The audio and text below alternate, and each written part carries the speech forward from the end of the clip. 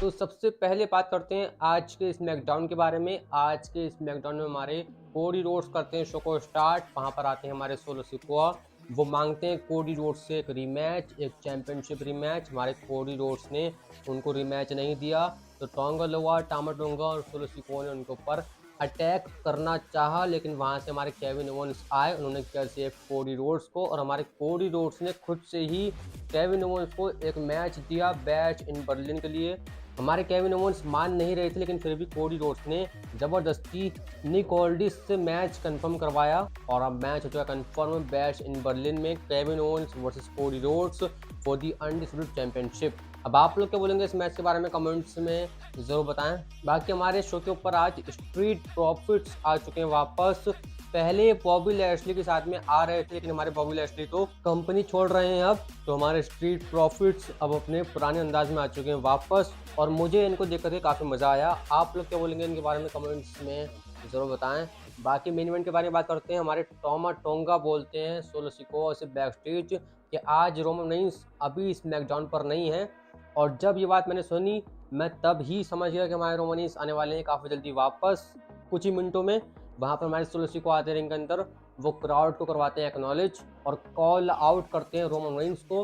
Roman Reigns आते हैं अपनी शाही एंट्री के साथ में और बिल्कुल तगड़े वाले पायरोस के साथ में, और काफ़ी मज़ा आया उनकी एंट्री में। वो आते हैं, अटैक करते हैं टॉमा टोंगा और टोंगा लोआ के ऊपर, सोलो सिकोआ के ऊपर करते हैं अटैक और लेते हैं अपना ऊला फाला, उठाते हैं वो। फिर हमारे टामा टोंगा ने कर दिया अटैक उनके ऊपर, और हमारे सोलो सिकोआ अपना ऊला फाला लेकर के भाग गए, और हमारे रोमन रेंस ने टोंगा लोआ और टामा टोंगा को स्टील चेयर से खूब धोया, स्पीयर्स लगाई, बैरिकेड के ऊपर स्पेस लगाई, सुपरमैन पंच लगाए, और यहाँ से उन्होंने किया स्टैंड ऑल, और यहीं से हमारा शो हो गया खत्म। तो यही कुछ आज के स्मैकडाउन से मेन हाइलाइट्स, मेन सेगमेंट्स थे। आप लोग क्या बोलेंगे इसके बारे में कमेंट्स में ज़रूर बताएं। तो बॉबी लैशली जाने वाले हैं AEW में। अभी तो कुछ टाइम पहले ही फाइटफुल रेसलिंग ने किया है रिपोर्ट कि हमारी बॉबी लैशली का कॉन्ट्रैक्ट इस वीक एक्सपायर हो जाएगा विद WWE, और यहाँ पर WWE में उनके लिए कोई प्लान्स नहीं है, फ्यूचर प्लान्स नहीं है, फ्यूचर डिस्कशंस नहीं है।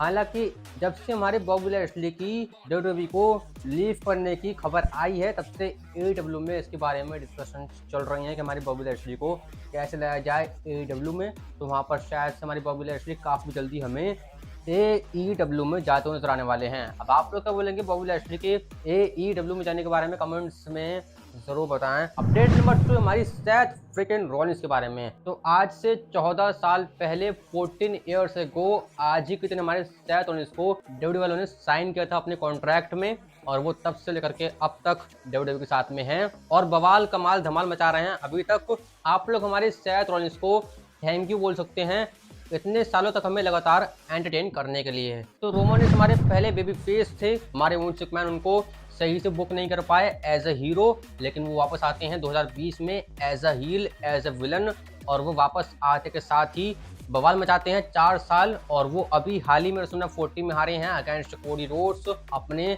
1316 दिनों की चैंपियनशिप रेन के बाद में। अब यहाँ पर वो आए वापस समर स्लैम में, और यहाँ पर फैंस तो ऐसा बोल रहे हैं कि हमारे रोमन रेंस अब हैं फेस, अब वो बन चुके हैं हीरो। लेकिन मेरे हिसाब से हमारे रोमन रेंस अगर हीरो बन रहे हैं तो वो सिर्फ और सिर्फ एक बार के लिए है, वो सिर्फ और सिर्फ सोलो सिकोआ के लिए है। ऐसा कुछ मेरे साथ होने वाला है।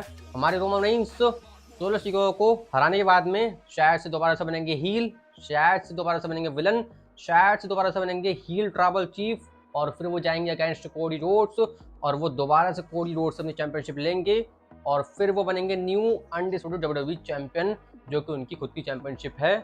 ऐसा कुछ मेरा मानना है। और रोमन रेंस हमारे बेबी फेस तो बन सकते हैं, वो एज ए हीरो भी काम कर सकते हैं, लेकिन फिर भी वो मजा नहीं आएगा जो कि as a villain Roman Reigns में आता है।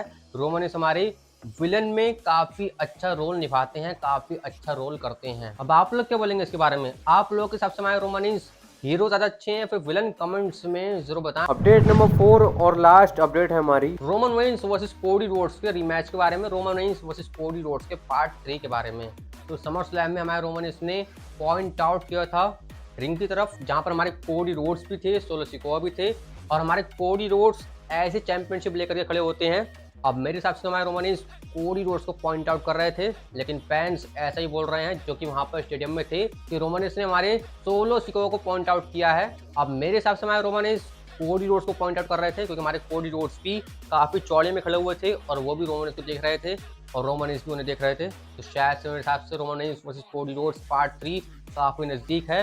जैसे हमारे रोमन निपटेंगे सोलो सिकोआ से, वैसे हमारे रोमन वर्सेस कोडी रोड्स का पार्ट 3 होगा काफ़ी जल्दी। अब आप लोग कितने सैटरडे मैच के लिए कमेंट्स में जरूर बताएं। तो बस वीडियो लाइक करें, शेयर करें, चैनल को सब्सक्राइब करें, बेल आइकन दबाएं ऐसे इंटरेस्टिंग वीडियोस के लिए।